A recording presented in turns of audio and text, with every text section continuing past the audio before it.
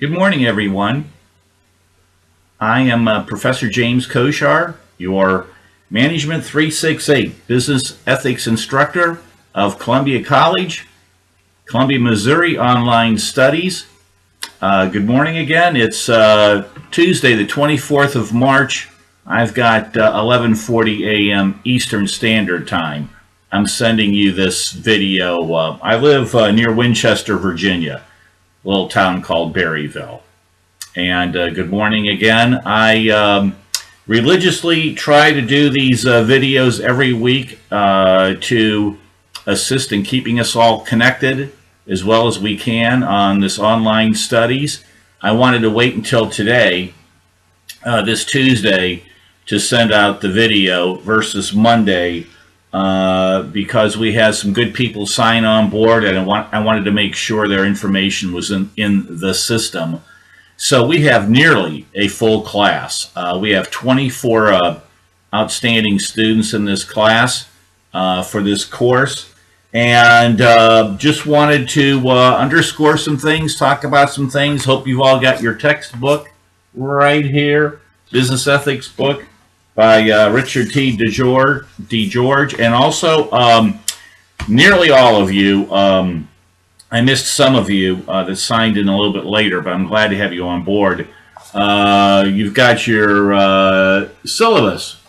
I invite you to either go online at the course content area or take the syllabus that I sent you if you received it and run it off, print it, hold it in your hand, and read it.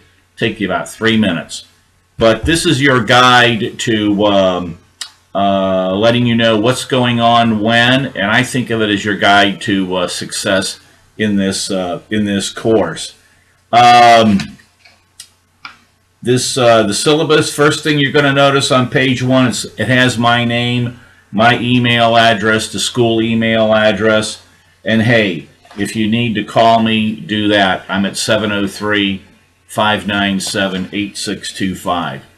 Contact me anytime. If you call me at 2:30 in the morning Eastern Standard Time, I'm probably asleep, but when I get up, I'll contact you. This week, for the course, and let me back up a little bit. You know, this is an 8-week course. The weeks are going to fly by.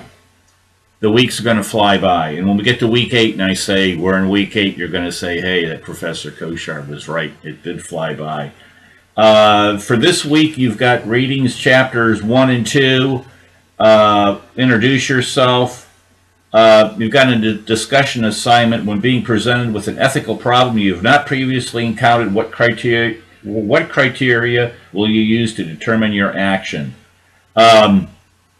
You'll post that in the discussion area. And let's talk about the discussion area. I looked at that topic and that action is being very important with regards to classroom participation, okay? Additionally, you might want to know, oh, well, what do I do to get a max out and get a great grade for the discussion week? Well, participate and respond to at least 4 other of your classmates and have quality comments, you know, not just, hey, good posting, Sarah. No, we want to have some depth there. And also you've got a Dropbox assignment, writing about Kohlberg's scale, where you feel you fall on that. This has always been very interesting, what people write about themselves when you watch the video in the content section. You should be referring, again, a lot to the syllabus and to the content section of the course. If there's any questions, you contact me. And again, run off the syllabus. Be familiar with this. Make this your friend. We've got some tests. We've got some papers you're going to be doing. Put on your thinking cap now. When we get into the end of the course, you're going to be submitting a final paper, your last paper of 3, and it's going to be a topic of choice. I would prefer that it be, and I know I need to update this in the syllabus, shame on me, but I want you to pick a topic that is business related. Business related. So your feelings about abortion, is that business related? Not for this not for this class. Or guns? No. Don't want to hear about it. Maybe the recent legislation on marijuana, some states allowing that. I'm going out on the fringe here, as long as it's business related.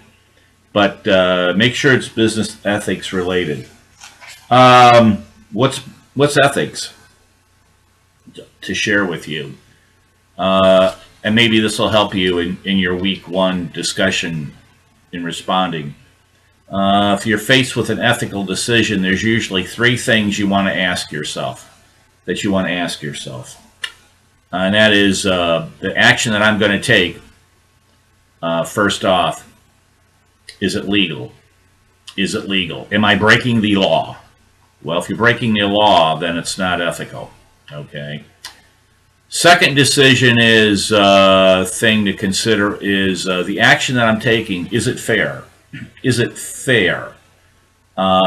Strangely enough, if we had 1,000 people in the room and we gave them a wide varying test on things that are fair and unfair, out of those 1,000 people, nearly all of them would have the same sense of, we would all have the same sense of what is fair and unfair.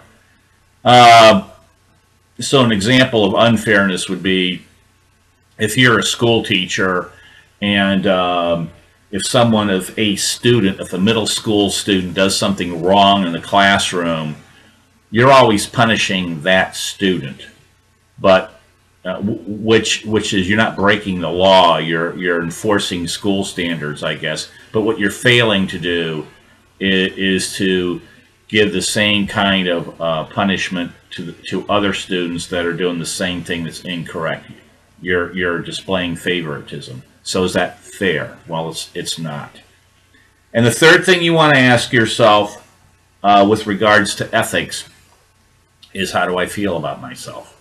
After all of that, you're reviewing whether you're doing or not is legal or not. Is it illegal? A sense of fairness, and the other sense is, how do I really feel about myself in making this decision? It goes to the old saying about, when you are deciding to do something, would you want your grandmother to read about it on the front page of the New York Times the next morning? You know what I'm talking about. So how would you feel about yourself?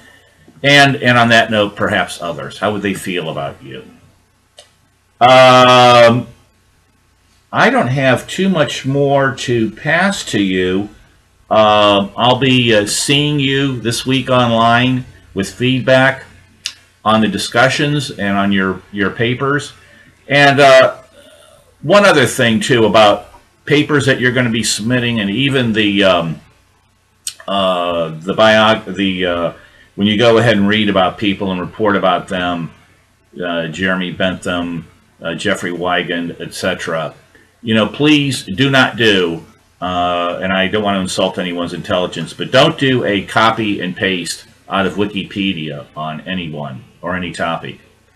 The purpose of these papers isn't for you to just spill back what you copy and paste, but for you to go ahead and read the information, put down your own thoughts, and then to use references and citations where needed.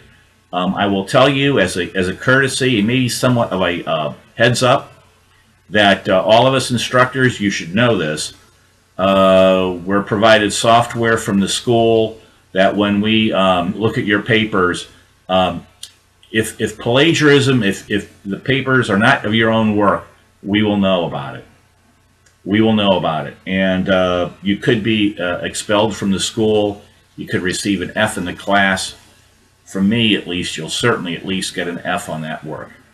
What a downer that I'm talking about this now. But I say this for you to emphasize and reinforce your own original work style and thought processes. Okay?